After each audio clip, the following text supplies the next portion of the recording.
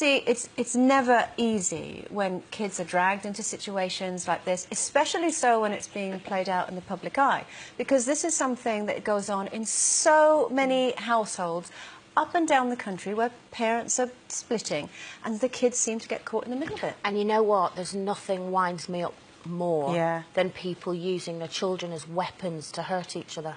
It absolutely, the only people they are hurting are the kids.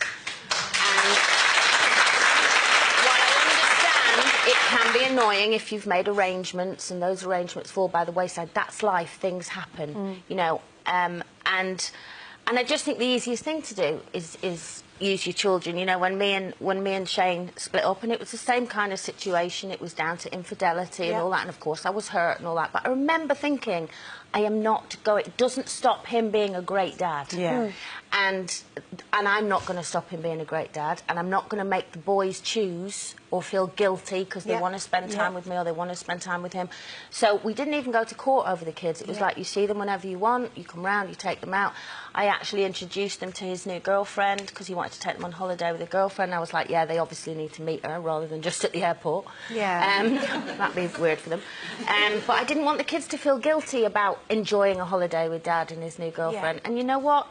It works. And as they get older, they work all of the things that have happened out for themselves. This is the thing. I feel like they will know. I completely agree with you. I can't...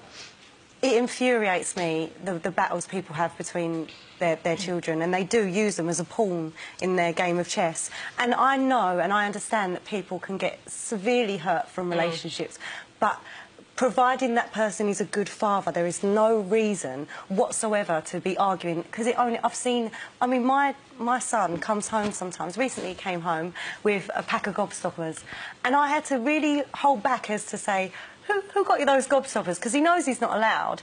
But he also looks at me as if to say, if I tell you it's Daddy, he'll get in trouble. And that child already feels that there's he has to watch what he says. And how can you do that to somebody? That's a natural thing, even when you get on great with the fathers. Imagine if you're bickering, talking about them, stopping access. You know, imagine what that poor child is going through in their brain and how they're going to deal with that. I think at the end of the day as well, as parents, you're the ones that have divorced.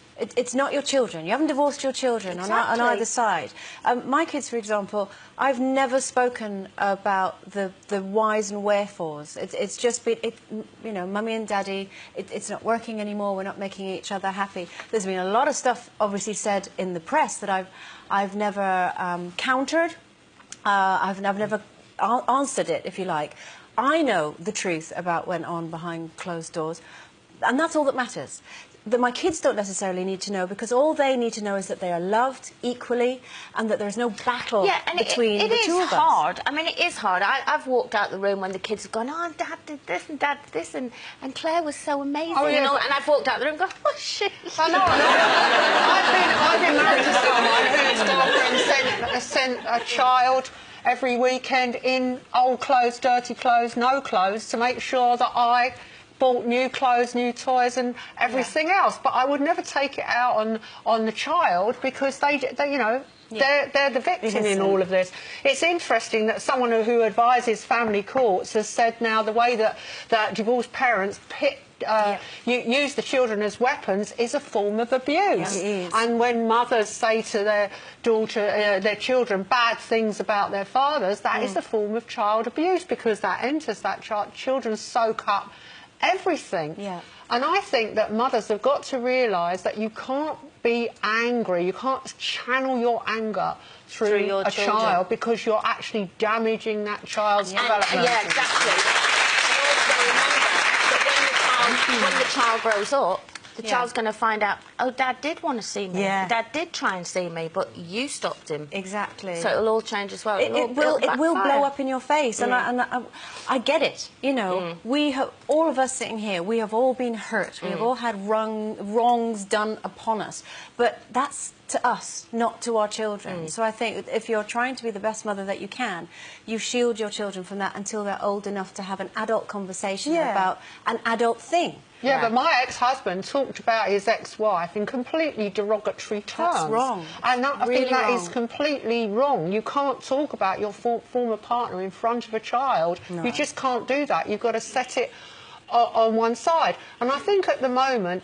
the law is quite clear. You know, fathers have got every right legally to see their child for a lot of time, and I think that women that deny the father's legal rights should be punished, should be made to realise that that is breaking the law. Yeah. But I think the law definitely needs to be strengthened to give fathers, you know, more, you know, more of a chance to come back. Yeah, I It's agree. funny.